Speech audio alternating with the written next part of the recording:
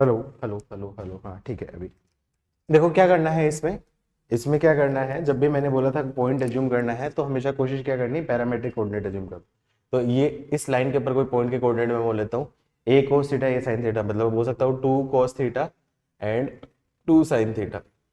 और इस पॉइंट पे tangent, equation of tangent at point P आपको याद होगी, पैरामेट्रिक कोऑर्डिनेट में डायरेक्टली निकालते हैं। X cos theta plus y sine theta is equals to क्या आ जाएगा आपका ए का मतलब आपका क्या आएगा, टू हो जाएगा। ये टेंजेंट की इक्वेशन हो जाएगी। अब मुझे क्या निकालने हैं, ए और बी पॉइंट निकालने हैं, ए और बी पॉइंट निकालने हैं। तो मैं क्या बोल सकता हूँ यहाँ पे for point A, for point A कहाँ पे है आपका, क्या है एक्स एक्सिस पे, एक्स एक्सिस पे इसका मतलब क्या हो जाएगा, वाई की वैल्यू क्या आ जाएगी, जीरो। एक्स एक्सिस पे पॉइंट है तो वाई की वैल्यू आपकी क्या हो जाएगी, जीरो। तो मतलब वाई जीरो हो गया तो एक्स की वैल्यू क्या आ जाएगी, टू अपॉन कॉस थीटा। तो मतलब ए के कोऑर्डिनेट क्या आ जाएंगे, two upon cos theta comma zero. Similarly similarly ऐसे आप निकाल सकते हो, बी बी पॉइंट निकालोगे तो जीरो कोमा और टू अपॉन साइन थीटा हो जाएगा। अब मैं बोल सकता हूँ area of triangle A B. तो आपको क्या निकालना है, सम ऑफ डिस्टेंस, एरिया नहीं है, एरिया नहीं, सॉरी एरिया नहीं है, ये क्या है, sum of distance of square, sum of distance of squares, sum of intercepts. तो मतलब ओ ए का स्क्वायर प्लस ओ बी का स्क्वायर इज इक्वल टू 64, ये दे रखा है आपको। ओ ए का स्क्वायर प्लस ओ बी का square is equal to 54, 64 O A निकाल सकता हूँ, ओ ए का मतलब इन दोनों के बीच की डिस्टेंस ये है, तो डायरेक्टली बोल सकता हूँ ओ ए का स्क्वायर प्लस ओ बी का स्क्वायर इज इक्वल टू 64 आ गया। तो ओ ए का स्क्वायर मतलब बोल सकता हूँ 4 upon cos square theta plus 4 upon sine square theta is equal to 64। Cancel cancel cancel, ये 16 टाइम कैंसिल, एलसीएम ले लूंगा तो क्या आ जाएगा आपका sine square theta cos square theta, LCM हो जाएगा, ऊपर क्या बचेगा आपका sine square theta plus cos square theta, इसकी वैल्यू क्या आ जाएगी 16। Sign square theta plus cos square theta की वैल्यू क्या आ जाएगी 1। तो यहाँ से मैं बोलूंगा तो मैं बोल सकता हूँ आपका sine square theta cos square theta की वैल्यू क्या आ जाएगी 1/16।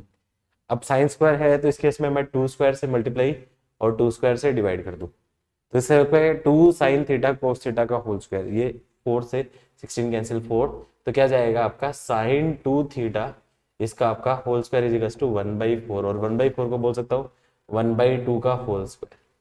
तो क्या जाएगा आपका sine square theta is equal to sine square alpha, general solution याद है सबको, sine square two theta is equal to sine square alpha. तो general solution sine theta is equal to क्या होता है आपका n pi plus minus theta, और ये कितने की वैल्यू होती है साइन स्क्वायर पाई/6, तो प्लस माइनस पाई/6 टू थीटा की वैल्यू। तो थीटा की वैल्यू क्या आ जाएगी एन पाई/12 प्लस माइनस पाई/, तो ये थीटा होगा। तो कितनी लाइन होगी, मतलब यदि थीटा की वैल्यू जीरो रख दूं, थीटा की वैल्यू जीरो रख दी, सॉरी एन की वैल्यू रख दी जीरो, एन की वैल्यू जीरो रखूंगा तो थीटा की वैल्यू क्या आ जाएगी पाई/12, पाई/12 का मतलब क्या होगा आपका 15 डिग्री। एन की वैल्यू 1 रख दी तो थीटा की वैल्यू क्या आ जाएगी पाई/2 माइनस पाई/12, मतलब 75 डिग्री। कोई भी एक टाइप की होगी, तो दो आ रही है, सिमिलरली ऐसा हो रहा है, तो मतलब क्लियरली दिख रहा है कि एक ये 15 डिग्री पे एक ऐसी टेंजेंट खींचूंगा जिससे इसका स्क्वायर इसका स्क्वायर इसका स्क्वायर इसका स्क्वायर आपका क्या आ जाएगा, आपका आपका बन रहा है 64 बन रहा है। सिमिलरली 75 पे भी ऐसा हो रहा है। तो सिमिलरली दो पॉइंट यहाँ है, दो पॉइंट यहाँ है, दो पॉइंट यहाँ है, दो पॉइंट यहाँ है, तो टोटल कितनी बोल सकता हूँ यहाँ पे, टोटल 8 पॉसिबल सच टेंजेंट्स, 8 टेंजेंट ऐसी पॉसिबल हो सकती है। और उनकी इक्वेशन निकालनी है, उनकी इक्वेशन निकालनी है, उनकी इक्वेशन निकालनी है, हाँ n π/2 n π/2 उनकी इक्वेशन निकालूं, तो उनकी इक्वेशन किसी भी एक भी रख दो, थीटा की वैल्यू मान लो 15 डिग्री रख दी, ऐसे जूम करो theta is equal to 15 degree रख दी, तो x इंटू कॉस 15 की वैल्यू क्या आती है, कॉस 15 की वैल्यू बताओ सलेस, कॉस 15 की value √3 plus 1/√2 plus y into sine 15 की वैल्यू √3 माइनस 1/√2 इज टू 2। तो इसको सोल्व करूंगा तो √3 plus 1 into x plus √3 minus 1 into y is equal to 4√2, और यही क्या होगी आपकी इक्वेशन ऑफ टेंजेंट्स आएंगी। सिमिलरली बाकी भी हो सकती है, बट लेकिन इसी टाइप की होगी, प्लस माइनस यही वेरीफाई, यही वेरी करेगा। किस किसने ऐसे सोचा था, किस किसने ऐसे सोचा था? मिली को, मिली को किसी ने सोचा था ऐसा? मिली को नहीं सोचा तो नो लिखो, मुझे समझ में आएगा।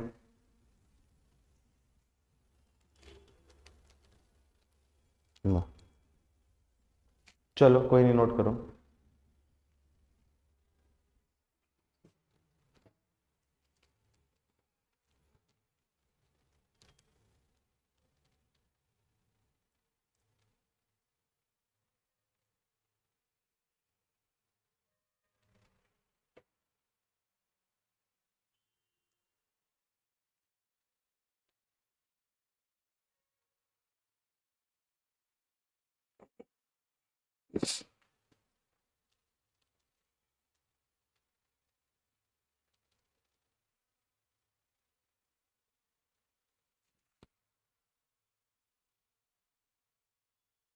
लिख लिया तो डन लिखो।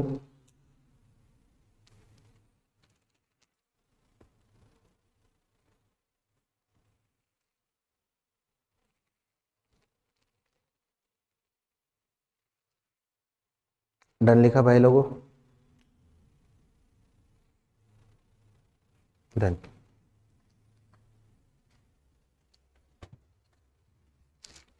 हो गया आपका नोट? चलो इसी में और आगे करते हैं, इसी में और आगे करते हैं।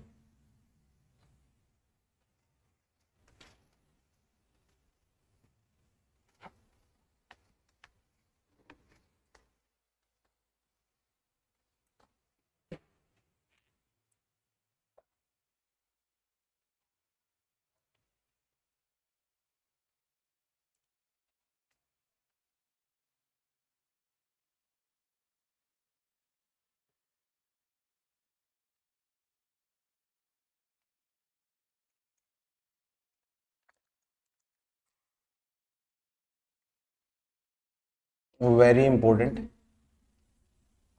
सेम पैटर्न का आईटी में आ चुका है, सेम पैटर्न का क्वेश्चन आईटी में आ चुका है।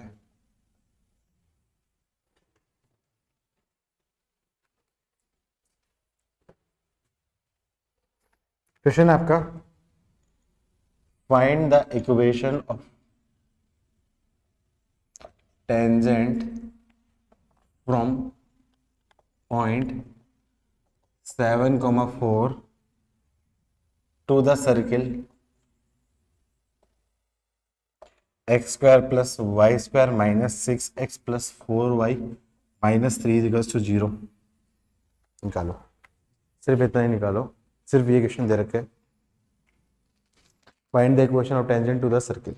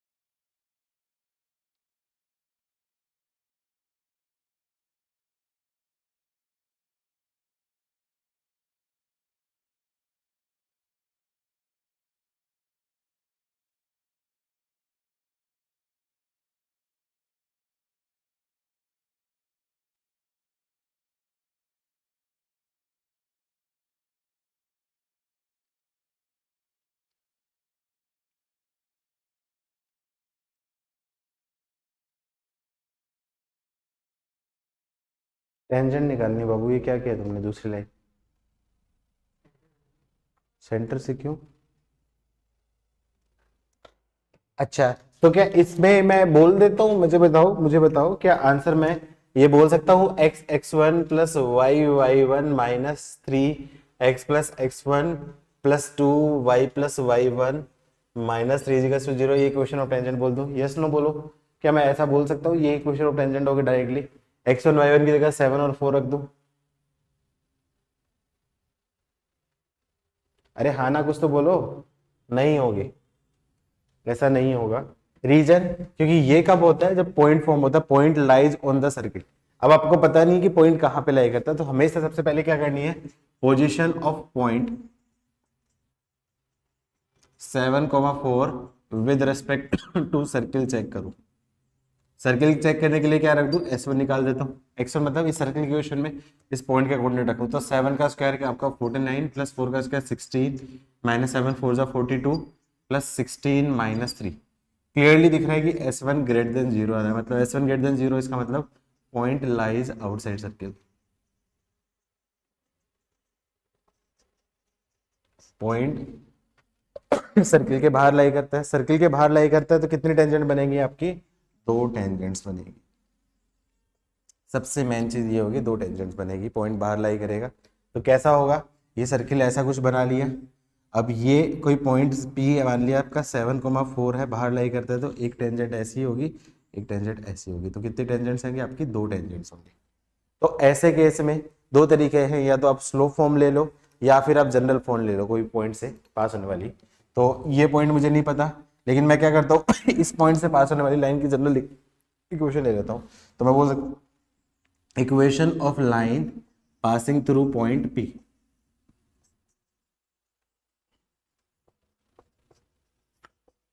सेवन कोमा फोर से पास होने वाली लाइन की जनरल इक्वेशन ले लेता हूँ।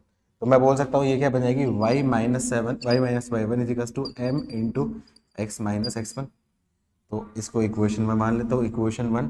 इसको सोल्व करूंगा तो क्या आ जाएगी, m x minus y minus 7m plus 4 equals to 0। ये लाइन की इक्वेशन हो जाएगी। अब ये लाइन की इक्वेशन है, अब ये लाइन के लिए क्या दे रखा है, ये लाइन इन सर्किल की आपकी क्या टेंजेंट है। तो मैं बोल सकता हूँ चूंकि this line is a tangent to circle, tangent to circle है, मतलब कंडीशन ऑफ टेंजेंसी को सेटिस्फाई करेगा। कंडीशन ऑफ टेंजेंसी क्या होती है आपकी, P इजिकल्स टू आर। तो P इजिकल्स टू आर के लिए सेंटर और रेडियस निकालो। तो इस सर्किल का सेंटर क्या आ जाएगा, मैं बोल सकता हूँ कोफिशिएंट ऑफ आपका क्या आ जाएगा, x का कोफिशिएंट का हाफ और y का कोफिशिएंट का हाफ, मतलब 3,-2 सेंटर। और रेडियस की वैल्यू क्या आ जाएगी आपकी 9 प्लस 4 और माइनस माइनस प्लस 3। तो क्या जाएगा √16, √16 का मतलब आपका क्या आएगा 4 रेडियस। तो P इजिकल्स टू R रखूंगा, तो length of perpendicular from centre, length of perpendicular from centre मतलब इस लाइन में length of perpendicular from centre. तो m इंटू एक्स की जगह रख दिया, x1 3 माइनस y की वैल्यू क्या आ जाएगी 1 इंटू y1 का मतलब -2 और -7m plus 4 upon under root m square plus 1 equals to r का मतलब आपका क्या है 4। तो क्या जाएगा 3m माइनस 7m, तो क्या जाएगा आपका, और ये +2, तो 6 minus 4m upon under root of m square plus 1 equals to 4। अब मोड है तो मोड तो खा जाएगा इसको, तो मैं बोल सकता हूँ 4m minus 6 equals to 4 into under root m square plus 1। अब स्क्वायर करेंगे, स्क्वायर करेंगे तो आपका क्या है, रूट आया, रूट हटाने के लिए दोनों तरफ स्क्वायर करेंगे। तो यहाँ पे स्क्वायर करूंगा तो इक्वेशन 4m का स्क्वायर क्या है 16m square plus 36 minus 48m equals to 16m square plus 16m square से 16m स्क्वायर कैंसिल कर दूं, है ना। तो क्या जाएगा आपका 36 माइनस 16 20 इजिकल्स टू आपका क्या 48m। तो m की वैल्यू क्या जाएगी आपका, m की वैल्यू क्या जाएगी, 4 से कैंसिल हो जाएगा तो 5/12। m की वैल्यू 5/12 रख दूं, तो उस केस में इक्वेशन ऑफ टेंजेंट क्या आ जाएगी आपकी y minus 4 equals to 5/12 x minus 7। तो मैं बोल सकता हूँ आपका क्या होगा 5x minus 12y is equals to -35 और प्लस 28, तो प्लस 13 इजिकल्स टू 0। क्या यही आंसर है, यही आंसर है, क्या यही आंसर है।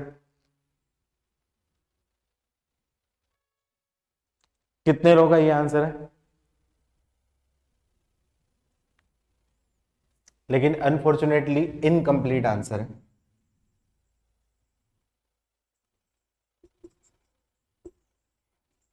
कोई बताएगा क्यों इनकम्प्लीट आंसर, क्योंकि पॉइंट एक्सटर्नली है तो कितने टेंजेंट होंगी, दो टेंजेंट, जबकि आपकी एक टेंजेंट है। तो कहाँ मिस्टेक कर दी तुमने, कहाँ मिस्टेक कर दी। Very good. क्वाड्रेटिक इक्वेशन में मैंने चीख चीख के बताया था कि जब स्लोप आती है, तो वहां पे आप देखना है, यहाँ पे एक इंपॉर्टेंट चीज ध्यान रखनी है। मैंने क्या बोला था, एम में क्वाड्रेटिक इक्वेशन बनती है, और जब highest power of variable getting cancel then m is equals to infinity is also a solution. याद आया, मैंने लिखवाया था ये पॉइंट क्वाड्रेटिक में, स्ट्रेस करके लिखवाया था। तो मैं क्या बोल सकता हूँ, चूंकि highest power of variable is getting cancelled,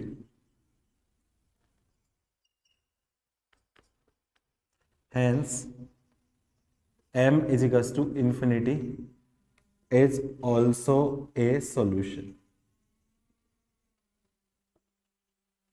और m is equals to infinity मतलब वर्टिकल टेंजेंट, तो एक क्या रहेगी आपकी वर्टिकल टेंजेंट।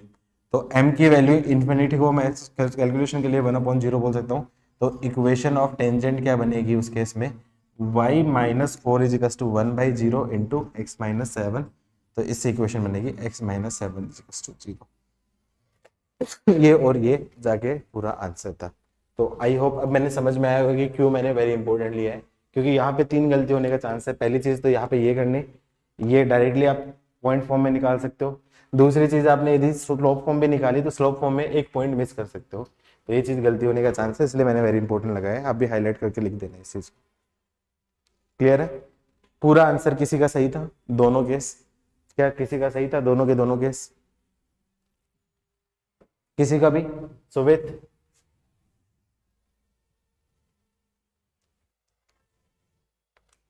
नहीं।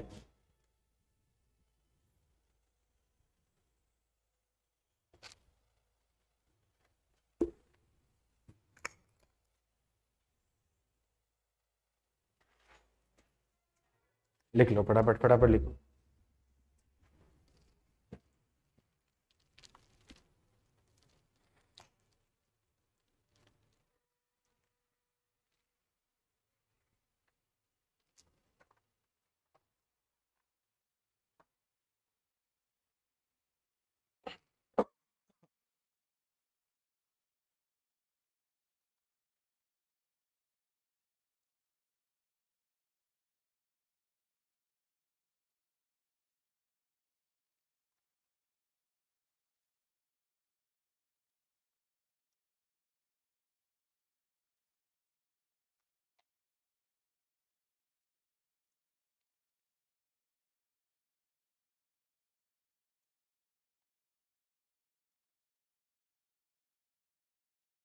लिखा भाई लोगों? लिख लिया तो डन लिखो।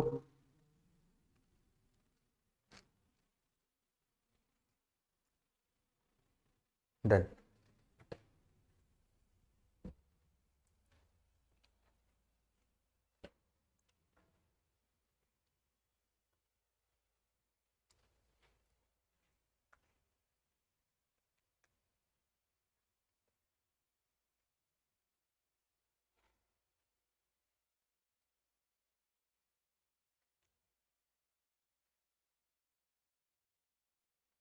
Next question,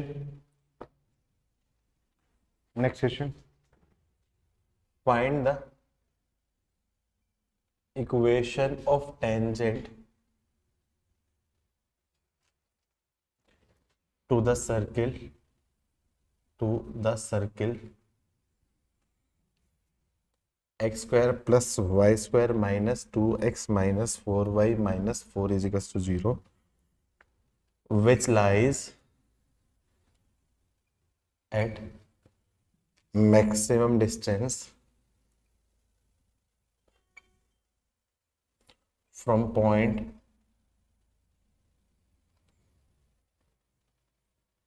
from the point 2 को पावर, मतलब उस सर्किल की उस टेंजेंट की इक्वेशन निकालो जो एक गिवन पॉइंट है उससे मैक्सिमम डिस्टेंस पे लाई करती है। निकालो। किसी भी पॉइंट की लाइन से जो डिस्टेंस होती है वो आपकी क्या पता है, परपेंडिकुलर डिस्टेंस होती है। तो मतलब परपेंडिकुलर डिस्टेंस मैक्सिमम है वो निकालना आपको।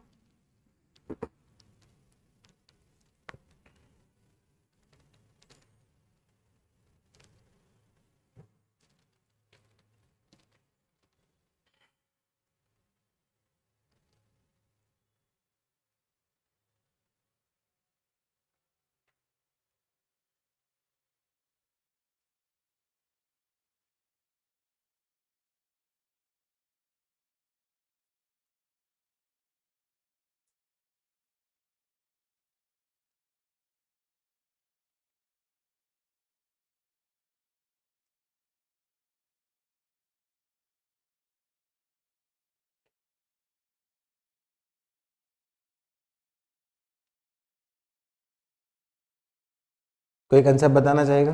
कोई भी कंसेप्ट बताना चाहेगा?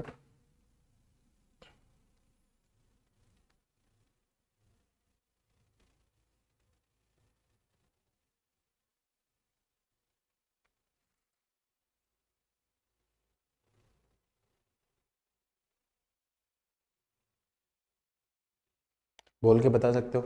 तुम बताओ, फिगर तो बनाओ, कम से कम कोशिश तो करो ड्रॉ करके बनाने की।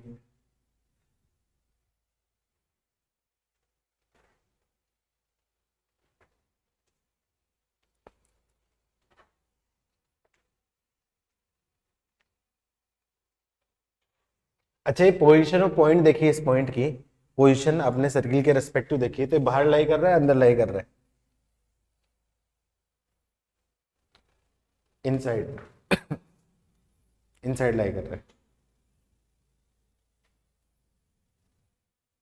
तो मैं क्या करूं, इस पॉइंट की पोजीशन निकालना है, पॉइंट 2,1 उसकी position with respect to circle निकालूं। तो सर्किल के रेस्पेक्टिव पोजीशन निकालूंगा तो क्या जाएगा, S1, S1 की वैल्यू निकाल दी आपने 2,1 रख दो तो 4, पॉइंट शायद मैं चेक कर लेता हूँ, -2,1 तो नहीं है, ठीक है 2,1 ही है, 2,1 ही है, ओके कोई इशू नहीं है। तो 4 + 1 -4 -4 -4, तो इसकी वैल्यू आपके क्या नेगेटिव, मतलब S1 < 0, मतलब P point lies inside circle. अब ये सर्किल है, x² + y² -2x -4y -4z/0, इसका सेंटर मैं बोलूँ 1,2 और रेडियस की वैल्यू मैं बोलूँगा आपका 1 + 4 + 4 मतलब √9, मतलब आपके क्या आ जाएगी 3। तो मतलब फिगर को ड्रॉ करने की कोशिश करूँ, फिगर को ड्रॉ करने की कोशिश करूँ तो फिगर कैसा बनेगा, एक सर्किल ऐसा है जिसका सेंटर क्या होगा आपका 1,2 है, 1,2 सेंटर है और जिसकी रेडियस आपकी क्या दे रखी है 3। अब उसने क्या बोला है कि उस टेंजेंट की इक्वेशन निकालो जो इस पॉइंट से, ये कोई पॉइंट हैगा आपका 2,1, कोई पॉइंट है 2,1, इससे आपका क्या होगा लार्जेस्ट डिस्टेंस पे हो। अब आपको पता है कि इस पॉइंट से लार्जेस्ट डिस्टेंस पे जो टेंजेंट है, मान लो ये टेंजेंट है, तो ये डिस्टेंस इसकी, ये डिस्टेंस परपेंडिकुलर डिस्टेंस होगी, मान लो ये टेंजेंट है तो परपेंडिकुलर डिस्टेंस होगी। तो लार्जेस्ट डिस्टेंस कब होगी, जब इस पॉइंट के परपेंडिकुलर होगी। इस पॉइंट के परपेंडिकुलर मतलब क्लियरली इन दोनों को पॉइंट को ज्वाइन करने वाली लाइन, इन दोनों पॉइंट को ज्वाइन करने वाली लाइन उसके क्या होगा आपका परपेंडिकुलर होगा, ये क्या होगी रिक्वायर्ड टेंजेंट होगी। क्या समझ में आया सबको? समझ में आया कंसेप्ट, समझ में आया?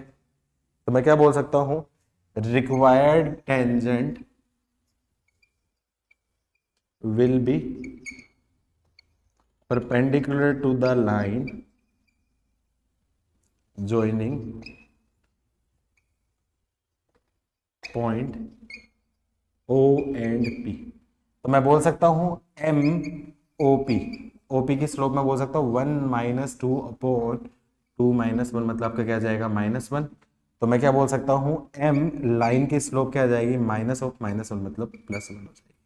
इस लाइन की स्लोप m = 1 होगी, तो मुझे नहीं पता है तो मैं बोल सकता हूँ लेट इक्वेशन ऑफ लाइन मैंने मान ली आपकी y = mx + c। अब c की वैल्यू निकल जाएगी तो आपका आंसर आ जाएगा। अब c की वैल्यू कैसे निकलेगी, c की वैल्यू कैसे निकलेगी, चूंकि y = mx + c, m की वैल्यू क्या रख दी 1, m की वैल्यू क्या रख दी 1, y = mx है, तो m का मतलब आपका क्या जाएगा 1, तो y = x + c। तो indirectly x - y + c = 0 is a tangent to circle। इसका मतलब कंडीशन ऑफ टेंजेंसी को सेटिस्फाई करेगा। कंडीशन ऑफ टेंजेंसी क्या है आपकी, P = R। तो P = R के लिए क्या करूं, length of perpendicular from centre. तो length of perpendicular from centre मतलब 1 × 1 -2 × 1 + c अपॉन √1² + 1² = R। R की वैल्यू क्या दे रखी है आपकी 3। तो 1 - 2 मतलब c - 1 = 3√2। अब c - 1 3√2 है तो c - 1 = +-3√2।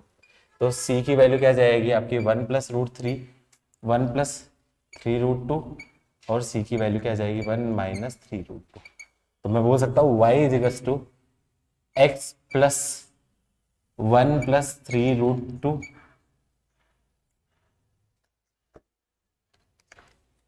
1 + 3√2 and y = x + 1 - 3।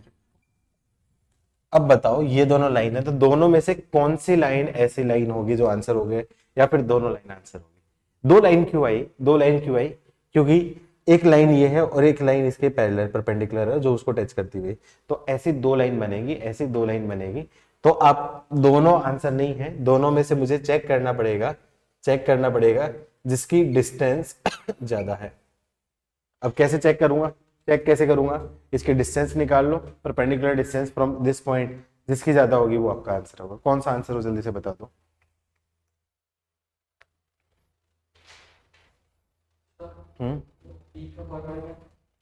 P क्या होता है, length of perpendicular, ax1 + by1 + c/√a² + b²। P का फॉर्मूला बताया था ना, ये formula ax1 + by1 + c/√a² + b²। कौन सी आई बच्चों, आंसर बताओ कौन सी आई। मेरे हिसाब से यही होगी, पहली वाली होनी चाहिए, देख लो। पहली वाली आ रही है, फर्स्ट वाली आ रही है क्या, फर्स्ट वाली, तो मैं बोल सकता हूं hence required line x - y + 1 + √3√2।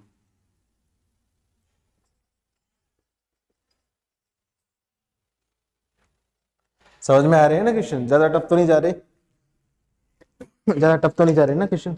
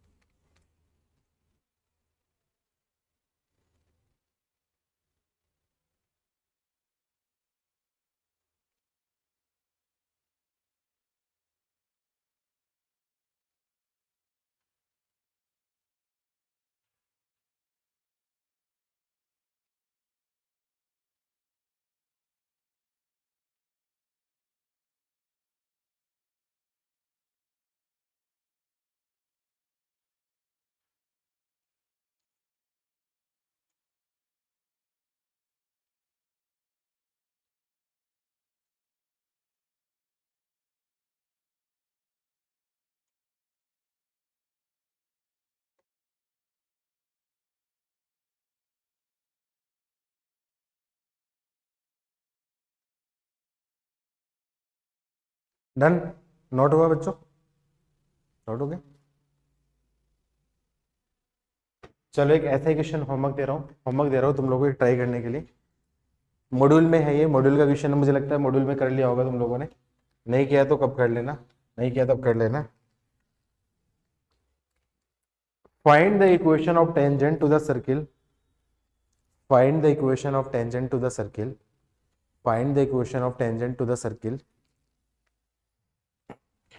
x² + y² = a²। ये मॉड्यूल में भी है, इस पैटर्न का मॉड्यूल में भी है ऐसा क्वेश्चन, ये इसलिए होमवर्क दे रहा हूँ। Find the equation of tangent to the circle x² + y² = a², having inclination, having inclination, having inclination, which having inclination alpha and beta, which having inclination alpha and beta intersect at point P, intersect at point P। मतलब इस circle है, उसकी दो tangent है, एक tangent ये है और दूसरी कोई टेंजेंट मान ली ये है, तो ये दोनों टेंजेंट मान ली, कुछ भी ऐसी एक टेंजेंट मैंने मान ली, ये मान ली, तो ये इंटरसेक्ट कर रही है पी पे, पी पे इंटरसेक्ट कर रही है, इंटरसेक्ट एट पी। क्वेश्चन है find the equation of tangent to the circle x² + y² = a², having inclination alpha and beta intersect at point P if cot alpha plus cot beta is equals to 0, then locus of P, find हटा दो, find हटा दो, find हटा दो, starting में language जो थी ना फाइंड, फाइंड हटा दो। वहां पे क्वेश्चन क्या था, the tangent to the circle whose inclination is alpha and beta intersect at point P if cot alpha plus cot beta is equals to 0 then find the locus of P। कर लोगे बच्चों, कर लोगे, try करोगे, module में भी है ऐसा क्वेश्चन, ठीक है।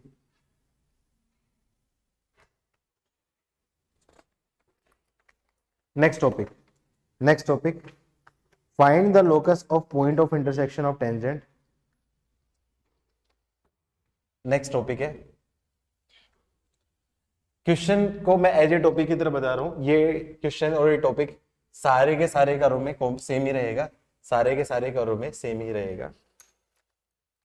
फाइंड द, क्वेश्चन है आपका, find the locus of point of intersection of tangents to the circle, find the locus of, find the locus of point of intersection of tangents of circle under some condition, under some condition, under some condition, under some condition।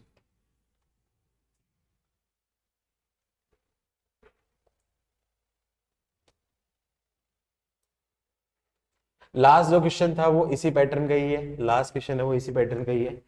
अब ये कुछ standard question है। अब इसमें मैं बताता हूँ 5-6 question बनते हैं, इसमें 5-6 अलग अलग टाइप के क्वेश्चन बनते हैं। तो मैं पूरा टॉपिक बता के ही बता देता हूँ, सारे टाइप के क्वेश्चन को मैं पूरा टॉपिक लेके ही बता देता हूँ, एक स्टैंडर्ड रिजल्ट दे देता हूँ, एक स्टैंडर्ड रिजल्ट दे देता हूँ, जिससे बार बार आपको डेरिवेशन ना करना पड़े, बार बार आपको डेरिवेशन ना करना पड़े। एक स्टैंडर्ड रिजल्ट दे देता हूँ जिससे आपको क्या है, बार बार डेरिवेशन ना करना पड़े, आसान हो जाएगा सारी चीज में। ठीक है, तो ये जो भी रिजल्ट्स है, ये all results for circle x square plus y square is equals to A square. Let's assume करो ये सर्किल है x square plus y square is equals to A square. अब इसकी दो टेंजेंट्स है, एक टेंजेंट्स है और ये दूसरी टेंजेंट्स है। ये पॉइंट P H के और ये क्या है आपका पॉइंट ऑफ इंटरसेक्शन है। अब मुझे इसका क्या लोकस निकालना, मुझे क्वेश्चन ये दे रखा है, इसका मुझे लोकस निकालना। तो मैं क्या करूंगा, सबसे पहले इस पॉइंट से पास होने वाला लाइन की इक्वेशन में बोलूंगा। तो मैं बोल सकता हूं equation of tangent passing through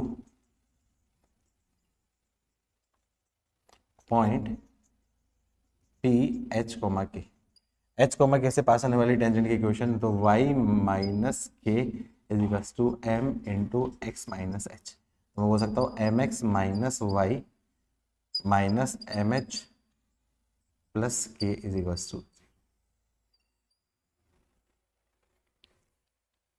ठीक है, मुझे लोकस निकालना है। अब मैं क्या बोल सकता हूँ, चूंकि this line is tangent to circle x square plus y square is equals to A square, इसका मतलब कंडीशन ऑफ टेंजेंसी को सेटिस्फाई करेगी। Condition of tangency P equals to r. Condition of tangency मैं बोलूंगा, condition of tangency center, center क्या होगा इसका, centre क्या हो जाएगा आपका 0,0 और रेडियस की वैल्यू क्या हो जाएगी r। तो रेडियस की वैल्यू मैंने बोल दी है a, तो सेंटर में बोल सकता हूँ 0 minus 0 minus M H plus K upon under root M square plus 1 is equals to आपका a। तो मैं बोल सकता हूँ ये क्या जाएगी, k माइनस एम एच का mod is equals to a under root M square plus 1। Root हटाने के लिए दोनों तरफ क्या कर दूँ, स्क्वायर, दोनों तरफ मैंने क्या कर दिया स्क्वायर, दोनों तरफ स्क्वायर कर दिया तो क्या जाएगा आपका M square H square minus 2m 2 plus के square is equals to A square M square plus A square. इसको इधर ले जाऊं तो क्या आ जाएगी M square into H square minus ए square minus 2hk into M plus के स्क्वायर माइनस ए स्क्वायर।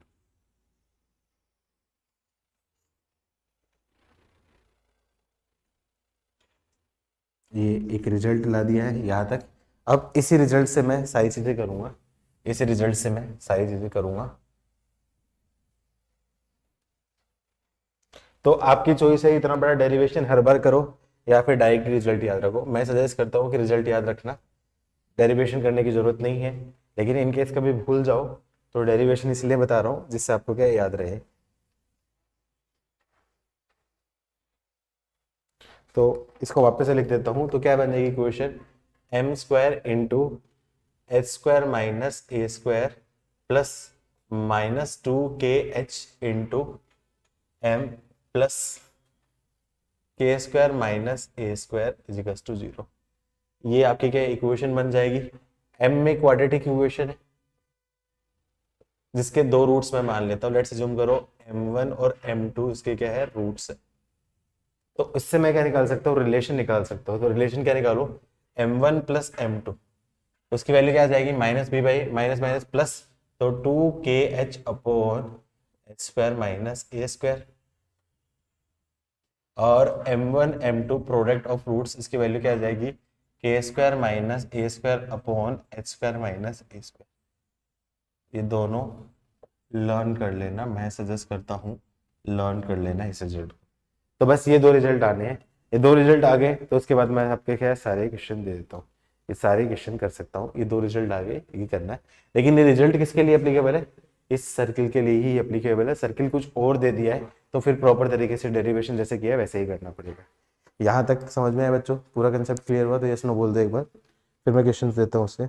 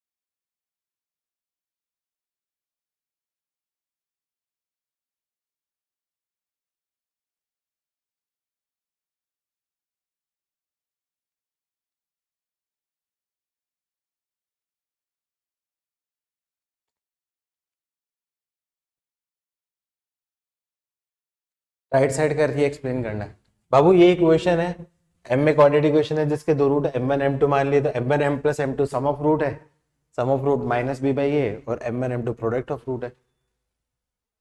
इसमें तो कुछ एक्सप्लेन करने वाला था ही नहीं। चलो एक ही क्वेश्चन देता हूँ, एक ही क्वेश्चन देता हूँ, मैं चार पार्ट पार्ट करा देता हूँ। एक ही क्वेश्चन देता हूँ जिसमें चार पांच पार्ट करा देता हूँ। ओके, ओके ब्रो, कोई इशू नहीं है, इंटरनेट अब सही है तेरा। चलो क्वेश्चन करो।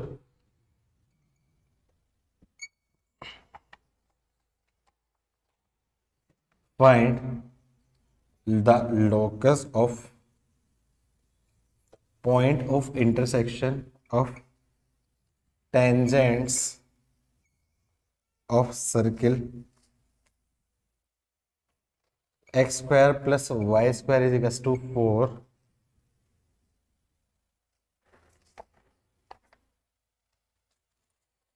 such that, इसी क्वेश्चन में कई पैसे पार्ट दे सकता है। पहला पार्ट क्या दे रखा है, पहला पार्ट दे रखा है sum of their slopes is 1। Second, if theta 1 and theta 2 are inclination of tangents with positive x-axis such that theta 1 plus theta 2 is equals to pi by 4। Third part, slope of one tangent is double to other। चौथा part, both tangents are perpendicular to each. और पांचवा part जो मैंने homework दिया था, हाँ पांचवा part homework दिया था, उसमें क्या दे रखा है, cot theta one plus cot theta two is to zero. ठीक है, तो इस केस में अब डायरेक्टली क्या कर सकते हो, ये रिजल्ट याद रख सकते हो, रिजल्ट याद रख सकते हो।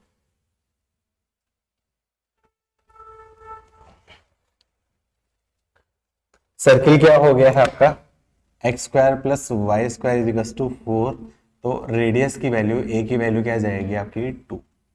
तो उससे क्या रिजल्ट मैं बोल सकता हूं, m1 प्लस m2, उसकी वैल्यू क्या जाएगी 2 kh upon H square minus 4। और m1 m2 उसकी वैल्यू क्या जाएगी k square minus 4 upon H square minus 4।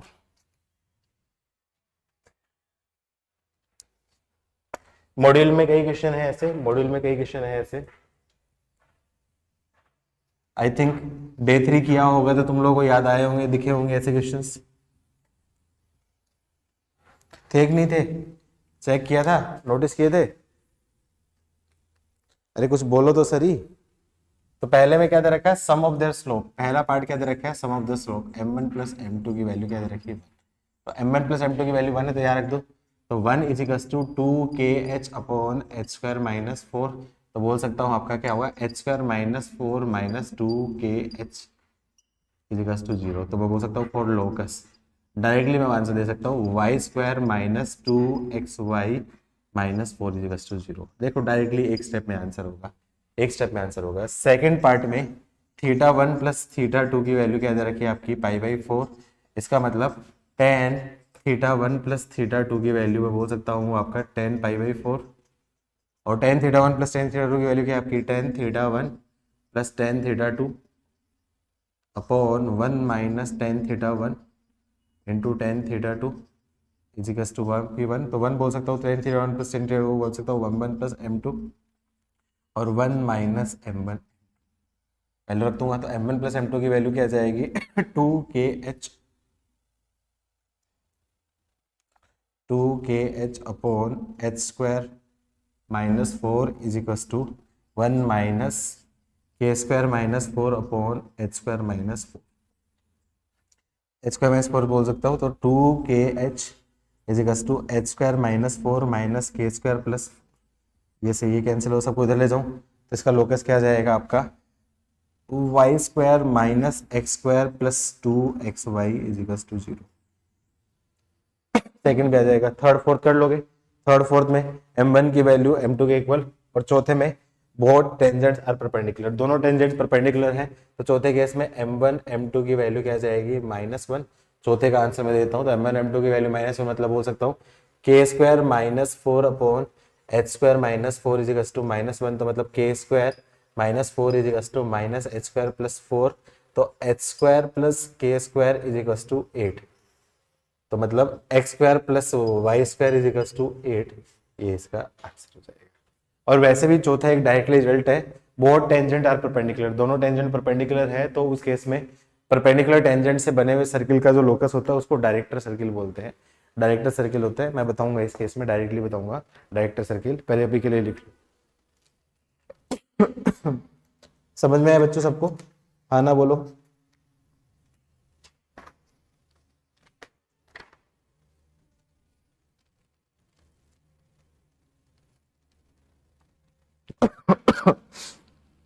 समझ में आया ना सबको?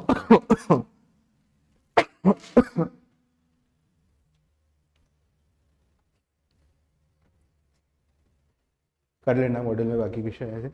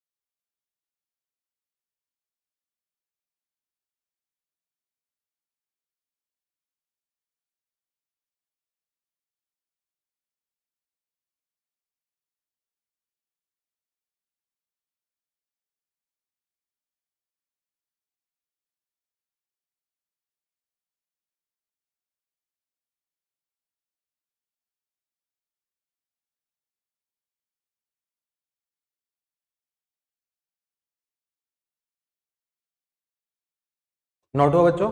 यस नो बोलो, यस नो बोलो, हेलो हेलो। नोट हुआ तो डन लिखो, नोट हुआ तो डन लिखो। डन बच्चों?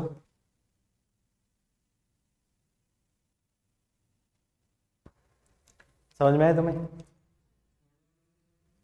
थर्ड वाला तुम्हें देख लो, एक की स्लोप दूसरे की है, m1 is equal to 2m2 मान लो, m1 m2 रिलेशन निकाल के आप सोल्व कर लेना। एक तो खुद से कर सकते हो कि नहीं कर सकते हो? स्लोप, एक की स्लोप दूसरे की डबल है, तो m1 is equal to 2m2, तो सम ऑफ रूट में m1 is equal to 2m2, तो 3m1, 3m2 is equal to ये हो गया, और m2 का स्क्वायर ये हो गया, m2 की वैल्यू यहाँ पे रख दो, लोकस आ जाएगा। मतलब इतने तो थोड़ा सा करोगे ना एफर्ट, या फिर सारी चीज तुम्हें चाहिए पड़ोसी पड़ोसी।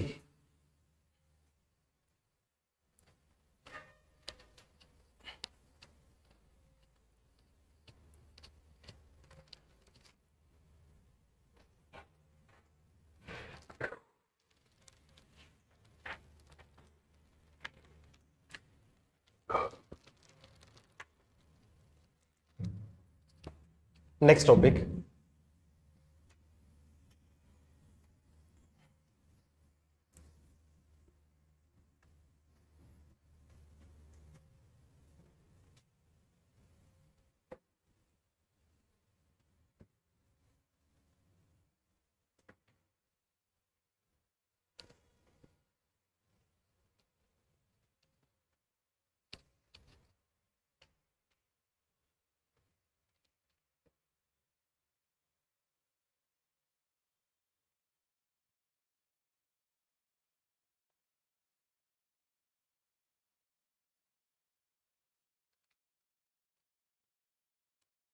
नेक्स्ट टॉपिक है डायरेक्टर सर्किल।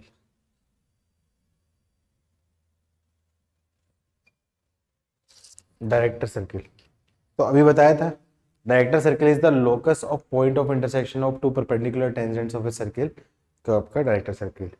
तो कोई भी दो परपेंडिकुलर टेंजेंट्स हैं, उनका पॉइंट ऑफ इंटरसेक्शन का जो लोकस होता है वो आपका डायरेक्टर सर्किल होता है। तो लिख लो, the locus of point of intersection of two perpendicular tangents, the locus of point of intersection of two perpendicular tangents, the locus of point of intersection of two perpendicular tangents is called the director circle, is called the director circle।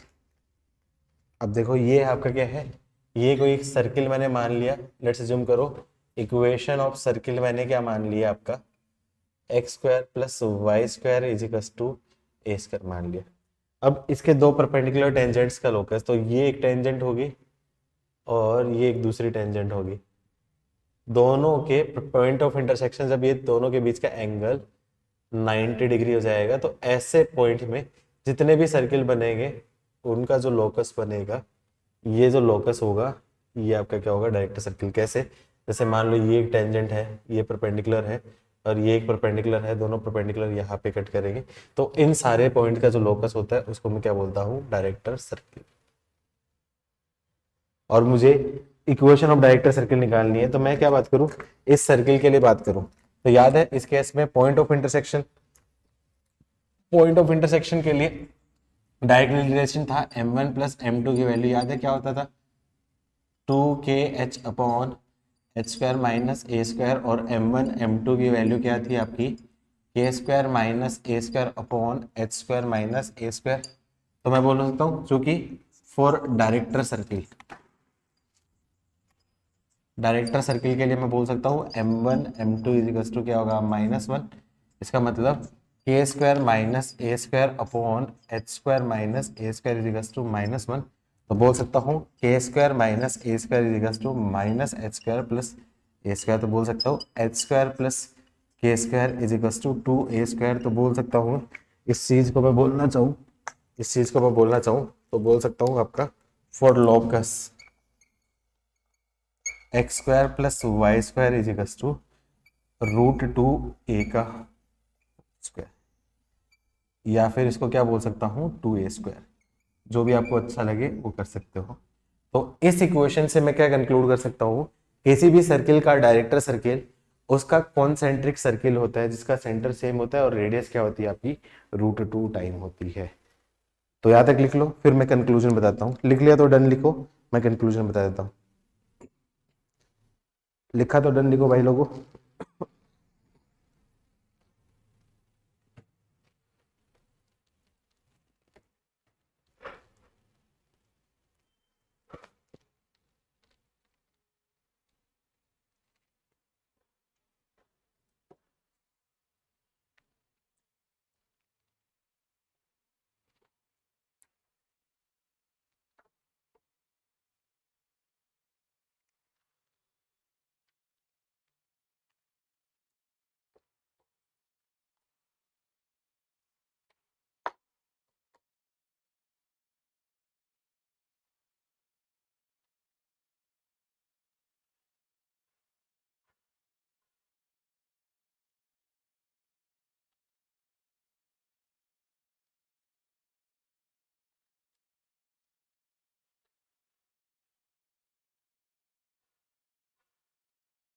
लिख लिया।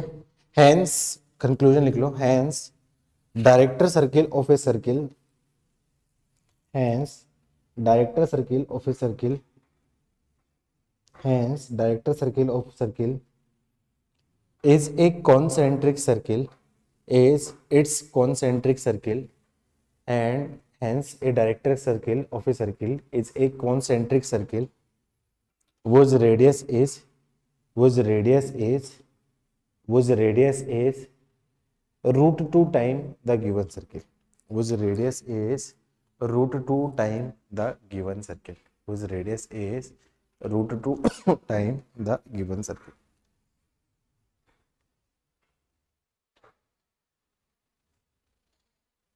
एक result और दे देता हूँ as a trick की तरह, इस result को भी याद रख सकते हो, डायरेक्टली रिजल्ट को याद रख सकते हो।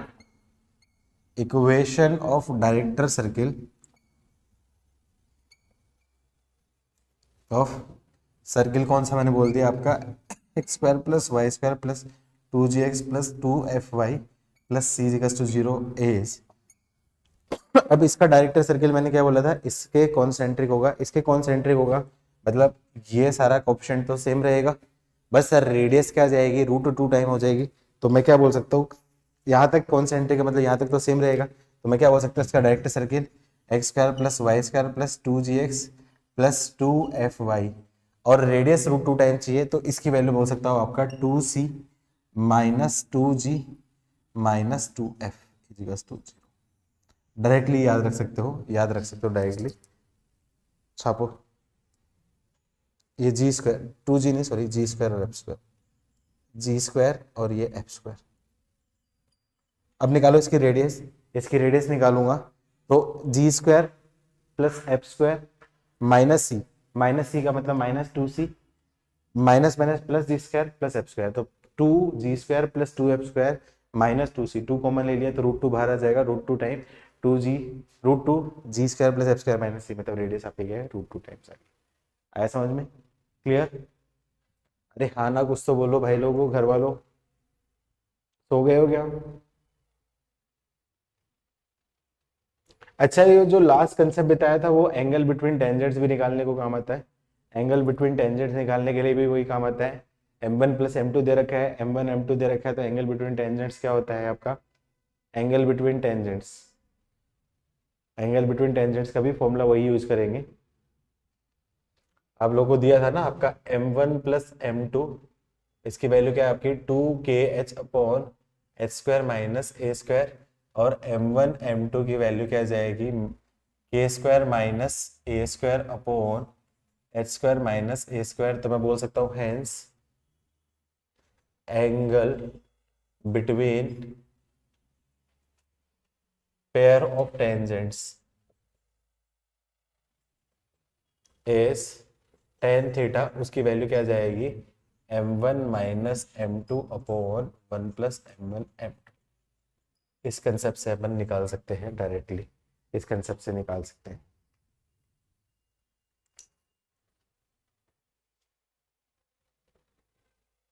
ये लास्ट कंसेप्ट पे ये बेस्ड है।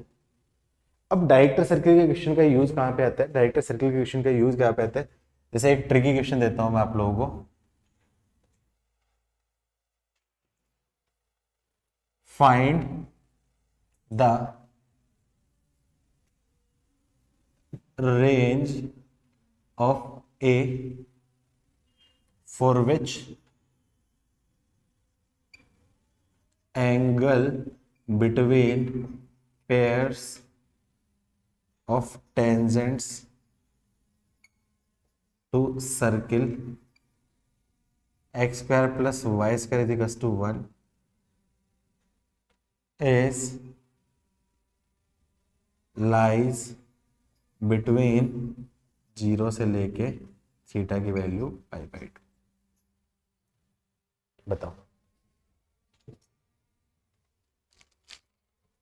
ए की रेंज निकालो, या एक काम करो, पाई/2 से पाई कर देता हूं।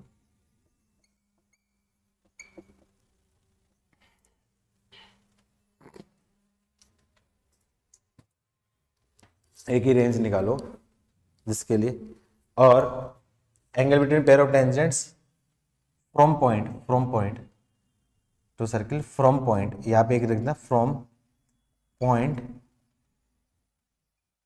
P a comma 0, a comma 0 miss हो गया, from point P a comma 0, a comma 0 कोई पॉइंट है, उससे टेंजेंट खींचे हैं, उनके बीच में एंगल। आंसर बताओ, सोच समझ के आंसर दो। ए कोमा 0 से अपन ने खींचा है,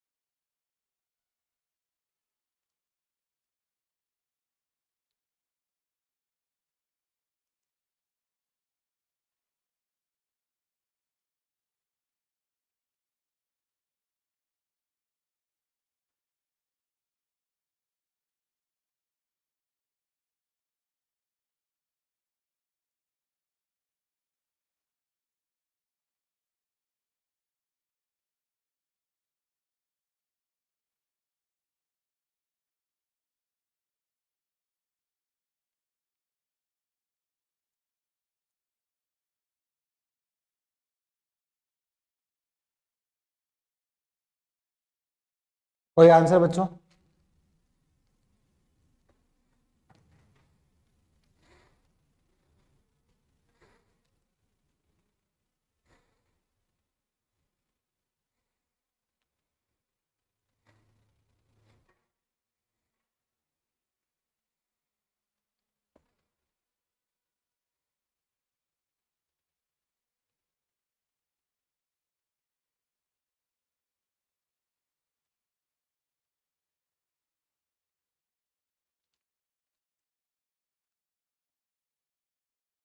very good, very good, very good, answer दो।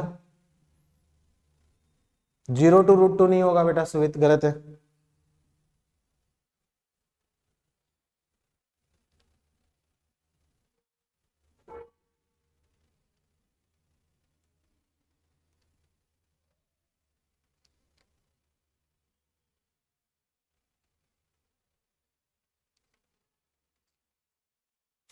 वन से √2, गुड, अच्छा सोचा, लेकिन पूरा नहीं सोचा।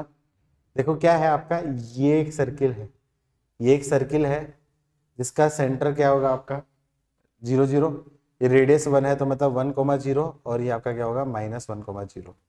a,0 मतलब ये पॉइंट कहाँ पे होगा, एक्स एक्सेस पे, एक्स एक्सेस पे कोई पॉइंट है जिससे एंगल निकाल तो आपको पता है कि यदि a की वैल्यू √2,0 से हम कोई भी खींचते हैं, टेंजेंट खींचते हैं, तो उनके बीच का जो एंगल होता है वो कितना होता है आपका 90 डिग्री होता है, क्योंकि डायरेक्टर सर्किल होते हैं।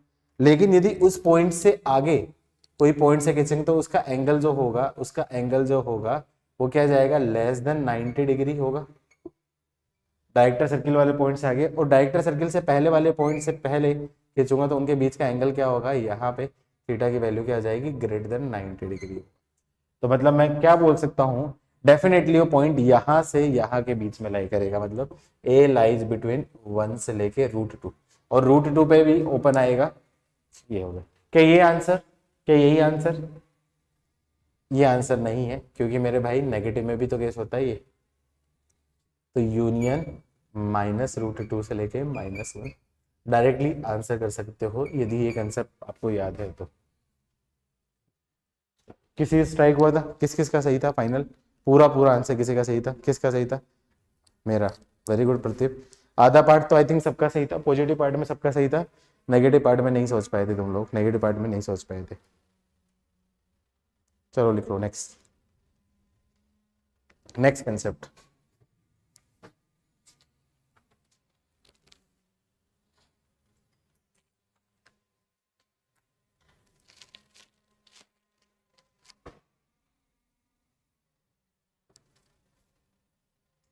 Next, analysis of two circle.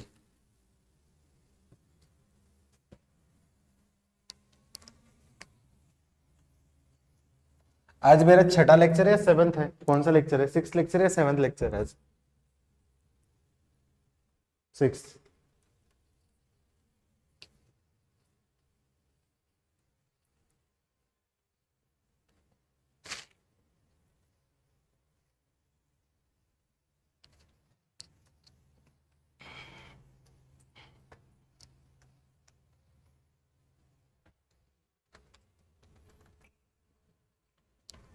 Analysis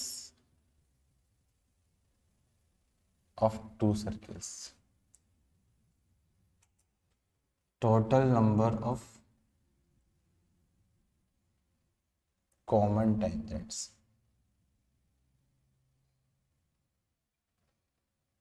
to two circles।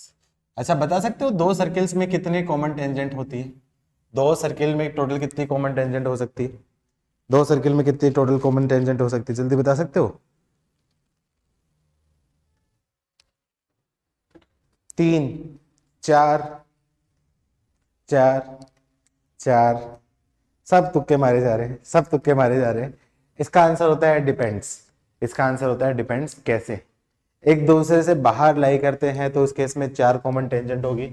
एक दूसरे को एक्सटर्नली टच करते हैं उस केस में आपके क्या 3 कॉमन टेंजेंट होगी। एक दूसरे के इंटरनली टच करते हैं तो 1 कॉमन टेंजेंट होगी। एक दूसरे को इंटरसेक्ट करते हैं तो 2 कॉमन टेंजेंट होगी। एक दूसरे के अंदर लाई करता है तब उस केस में एक भी कॉमन टेंजेंट नहीं है। वो डिपेंड करेगा सिचुएशन के ऊपर, वो डिपेंड करेगा सिचुएशन के ऊपर।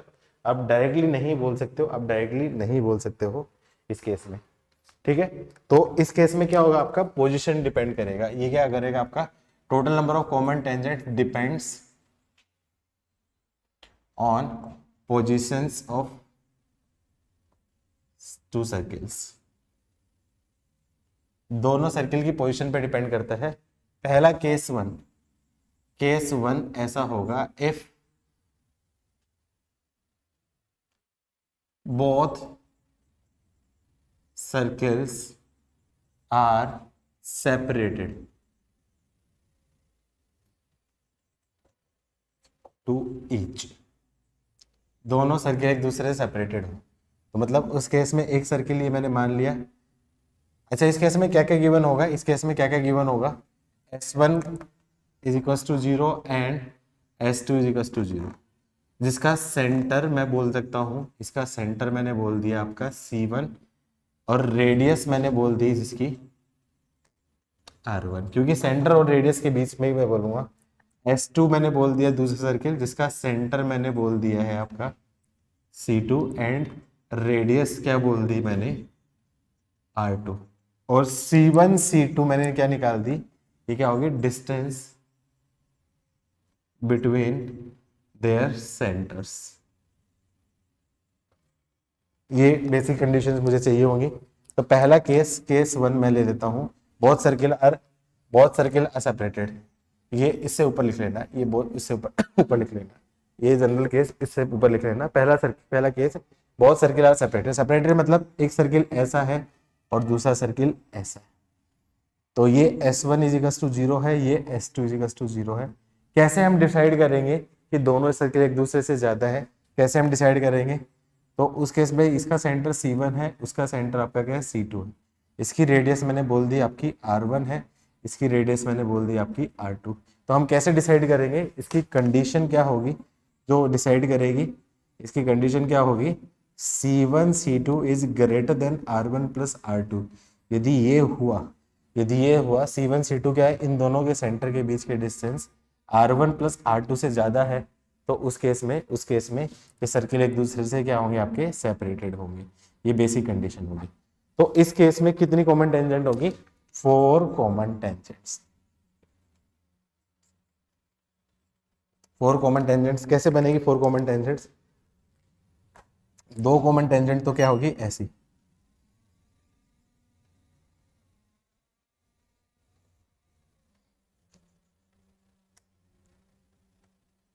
ये इंटरसेक्ट करेंगे तो ये क्या होंगी? Direct common tangent. तो 2 DCT, DCT को मतलब बोलता हूं आपका डायरेक्ट कॉमन टेंजेंट।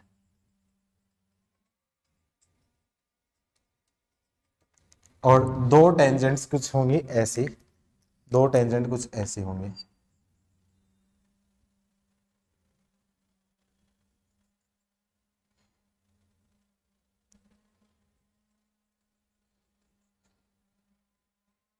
ये इसको बोलता हूं आपका 2 TCT।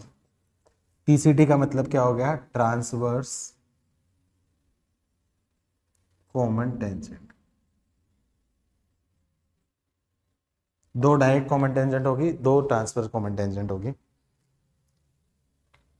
अब क्वेश्चन कैसे वेरी करेगा? मेंस में क्वेश्चन कैसे देगा कि 2 सर्किल की क्वेश्चन दे दी और बोलेगा उनके बीच में टोटल नंबर ऑफ कितनी कॉमन टेंजेंट है। तो उस केस में कुछ नहीं करना, उसकी कंडीशन देखनी है, उन दोनों की पोजीशन देख के आंसर दे दूंगा। एडवांस में क्वेश्चन कैसे क्या पूछेगा? आपका क्या? Equation of their common tangent निकाल दे, कॉमन टेंजेंट की इक्वेशन। तो वो निकालना मैं कल सिखाऊंगा, अभी बस सिर्फ केसेस बता रहा हूँ क्योंकि टाइम भी हो गया, मुझे टाइम लगेगा, कम से कम आधा घंटा और देना पड़ेगा। तो अभी मैं सिर्फ इसके जनरल केसेस बता देता हूँ कि कैसे कैसे इक्वेशन है, इक्वेशन कैसे निकालते हैं वो हम लोग नेक्स्ट टाइम पे देखेंगे। उस केस में इक्वेशन कैसे निकालते हैं वो हम लोग नेक्स्ट टाइम देखेंगे। क्लियर? यहाँ तक लिख लिया? यहाँ तक लिख लिया बाबू? लिखा आपने?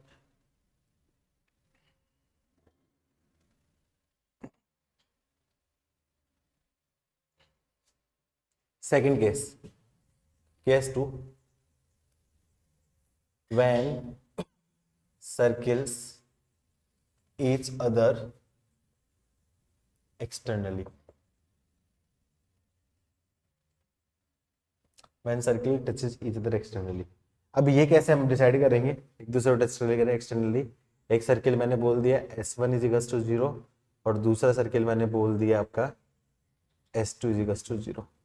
अब एक दूसरे को एक्सटर्नली टच कर रहे हैं, तो मतलब कैसे डिसाइड करूंगा? ये इसका सेंटर और ये इसका सेंटर। अब इन दोनों के बीच की डिस्टेंस निकाली, ये रेडियस R1 है और ये R2 है। तो क्लियरली मैं बोल सकता हूँ कंडीशन इस केस में क्या होगी? कंडीशन क्या रहेगी इस केस में? C1 C2 equals to R1 plus R2। मतलब दोनों के सेंटर के बीच की डिस्टेंस क्या हो जाएगी? Sum of their radius. दोनों के सेंटर के बीच की distance sum of their radius होगी। तो बता सकते हो कितनी कॉमन टेंजेंट होगी? कितनी कॉमन टेंजेंट होगी ऐसे केस में? इस केस में कितनी कॉमन टेंजेंट होगी? इस केस में होगी 3 कॉमन टेंजेंट्स। 2 तो क्या होंगी आपकी? ये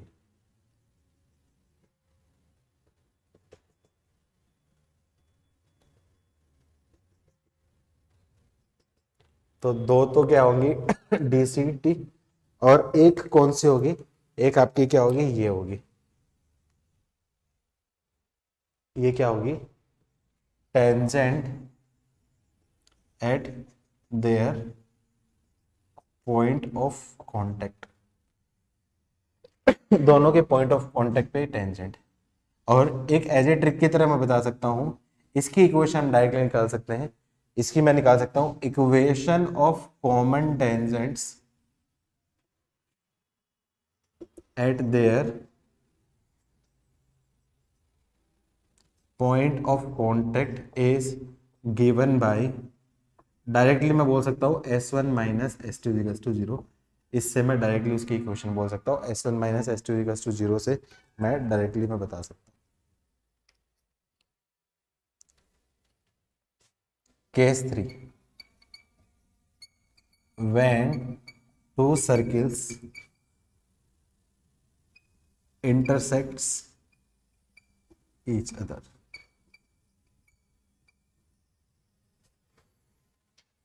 दो सर्किल एक दूसरे को इंटरसेक्ट करे इसी तरह, तो मतलब एक सर्किल ऐसा हो गया S1 इज इक्वल टू 0 और दूसरा सर्किल ऐसा हो जाएगा आपका S2 इज इक्वल टू 0। तो ये उसका क्या होगा, आपका सेंटर C1, ये इसका सेंटर C2, ये उसकी रेडियस आपकी क्या होगी R1, इसकी रेडियस क्या होगी आपकी R2।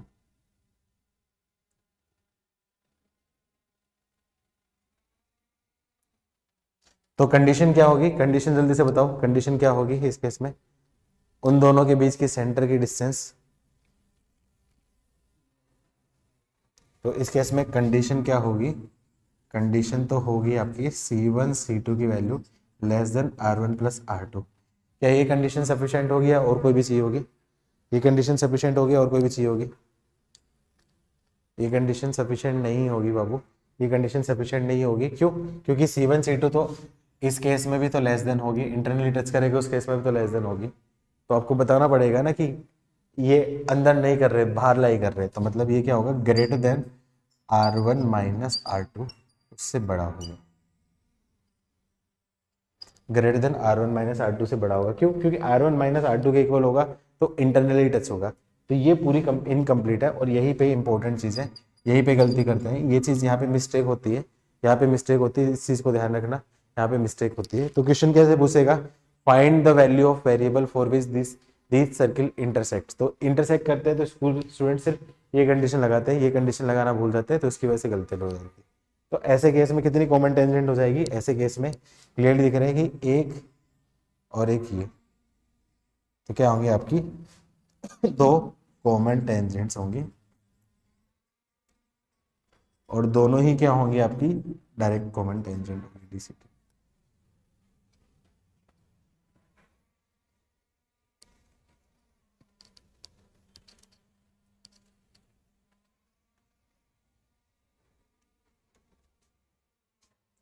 केस 4,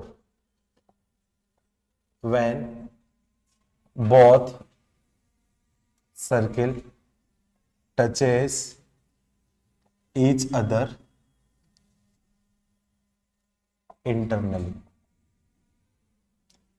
इंटरनली टच करे। तो इंटरनली टच करे इसका मतलब क्या हो गया, लेट्स अज्यूम करो एक सर्किल ये है S1 इज इक्वल टू 0 है, तो दूसरा सर्किल कुछ इस पैटर्न से बने, तो ये S2 इज इक्वल टू 0 आ गया। इसका सेंटर आपका क्या होगा C1, इसका सेंटर आपका क्या होगा C2, इसकी रेडियस क्या बोल दी R1, इसकी रेडियस क्या बोल दी R2।